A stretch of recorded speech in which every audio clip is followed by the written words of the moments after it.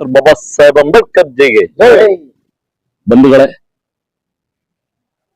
ಏನು 14/4/2026 ಡಾಕ್ಟರ್ ಬಾಬಾ ಸಾಹೇಬ್ ಅಂಬೇಡ್ಕರ್ ಅವರ 135ನೇಯ ಜಯಂತಿ ಹುಟ್ಟುಹಬ್ಬ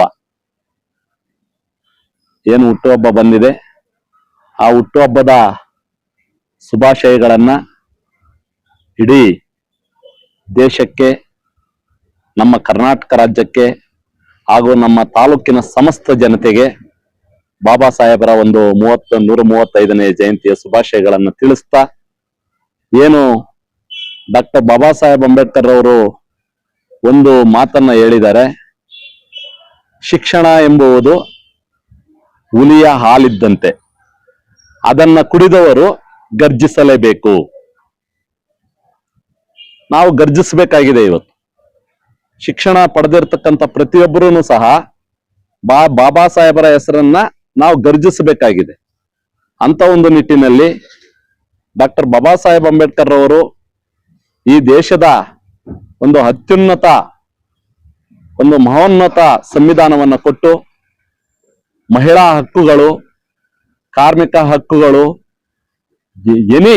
ಈ ಒಂದು ಭೂಮಂಡಲದಲ್ಲಿ ನಮಗೆ ಏನೇನು ಹಕ್ಕುಗಳು ಬೇಕೋ ಎಲ್ಲಾ ಹಕ್ಕುಗಳನ್ನ ನಿದ್ದೆಗೆಟ್ಟು ರಾತ್ರಿ ಹಗಲು ಹಿಂದೆ ನಾನ್ ನಿದ್ದೆ ಮಾಡಿದ್ರೆ ನನ್ನ ಜನ ನಿದ್ದೆ ಎದ್ದೇಳೋದಿಲ್ಲ, ನಾನಿದ್ರೆ ನನ್ನ ಜನ ನಿದ್ದೆ ಮಾಡ್ತಾರೆ ಅನ್ನೋ ಒಂದು ದಿಟ್ಟಿನಲ್ಲಿ ಬಾಬಾ ಸಾಹೇಬ್ ಅಂಬೇಡ್ಕರ್ ಅವರು ಆ ಒಂದು ಸಂವಿಧಾನವನ್ನ ನಮಗ್ ಕೊಟ್ಟಿದ್ದಾರೆ.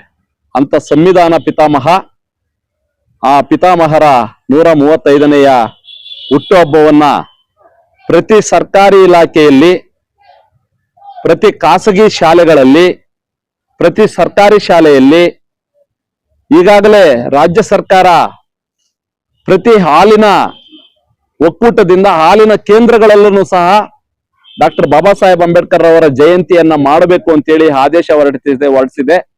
ಆ ನಿಟ್ಟಿನಲ್ಲಿ ಬಾಬಾ ಸಾಹೇಬರು ಯಾವುದೇ ಒಂದು ಜಾತಿಗೆ ಸೀಮಿತವಾದಂತವರಲ್ಲ. ಅವರು ಪ್ರತಿ ಪ್ರಜೆಯ ಒಂದು ವಸ್ತು. ಅವರು ಆ ವಸ್ತುವನ್ನ ನಾವು ಪೂಜಿಸಲೇಬೇಕು.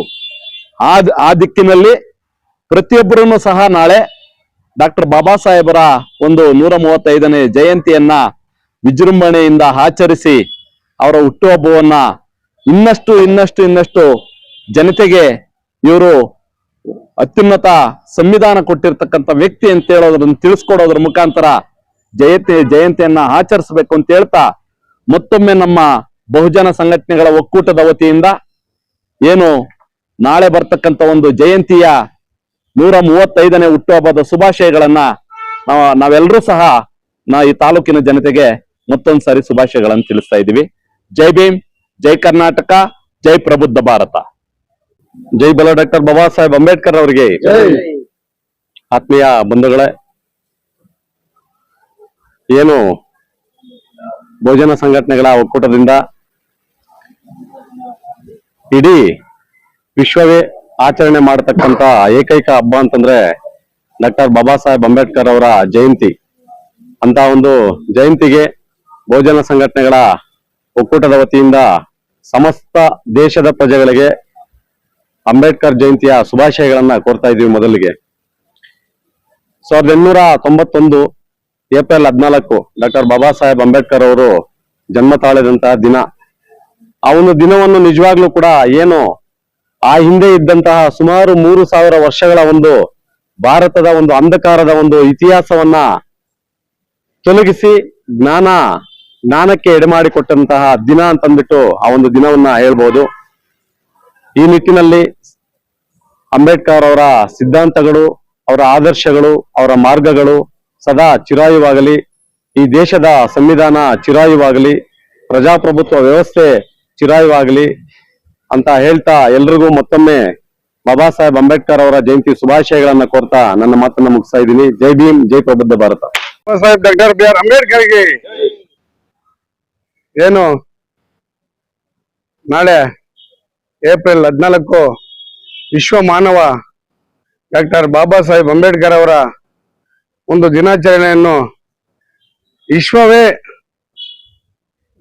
ಎಲ್ಲ ವಿಶ್ವದ ಜನ ಎಲ್ಲ ಈ ಒಂದು ಆಚರಣೆಯನ್ನು ತುಂಬಾ ವಿಜೃಂಭಣೆಯಿಂದಾಗಿ ಮಾಡ್ತಾ ಇದ್ದಾರೆ. ಯಾಕಂದ್ರೆ ಈ ನಮ್ಮ ಇಡೀ ಜಗತ್ತಿನಲ್ಲೇ ಇಂಥ ಬಾಬಾ ಸಾಹೇಬ್ ಅಂಬೇಡ್ಕರ್ ಅಂತಹ ಒಂದು ಯಾರೇ ಆಗ್ಲಿ ಇದುವರೆಗೂ ಹುಟ್ಟಿಲ್ಲ, ಮುಂದೆ ಹುಟ್ಟೋದು ಇಲ್ಲ ಅಂತ ಹೇಳ್ಬಿಟ್ಟು ಈ ಒಂದು ಹಬ್ಬವನ್ನು ಇಡೀ ನಮ್ಮದೇ ಅಲ್ಲ ಬೇರೆ ದೇಶಗಳಲ್ಲಿ ಕೂಡ ಈ ಒಂದು ವಿಶ್ವಮಾನವ ಡಾಕ್ಟರ್ ಬಾಬಾ ಸಾಹೇಬ್ ಅಂಬೇಡ್ಕರ್ ಜಯಂತಿಯನ್ನ ಆಚರಣೆ ಮಾಡ್ತಾ ಇದ್ದಾರೆ.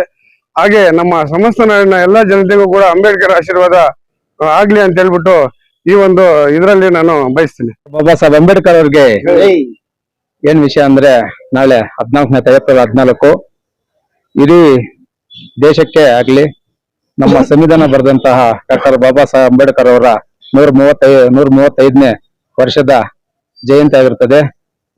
ಈ ದೇಶಕ್ಕೆ ಸೂರ್ಯಚಂದ್ರರು ಇಬ್ಬರಿರ್ತಾರೆ, ಆದ್ರೆ ನಮ್ಮ ದೇಶಕ್ಕೆ ಇಡೀ ದೇಶಕ್ಕೆ ಬಾಬಾ ಸಾಹೇಬ್ ಅಂಬೇಡ್ಕರ್ ಒಬ್ರೇ ಇರ್ತಾರೆ.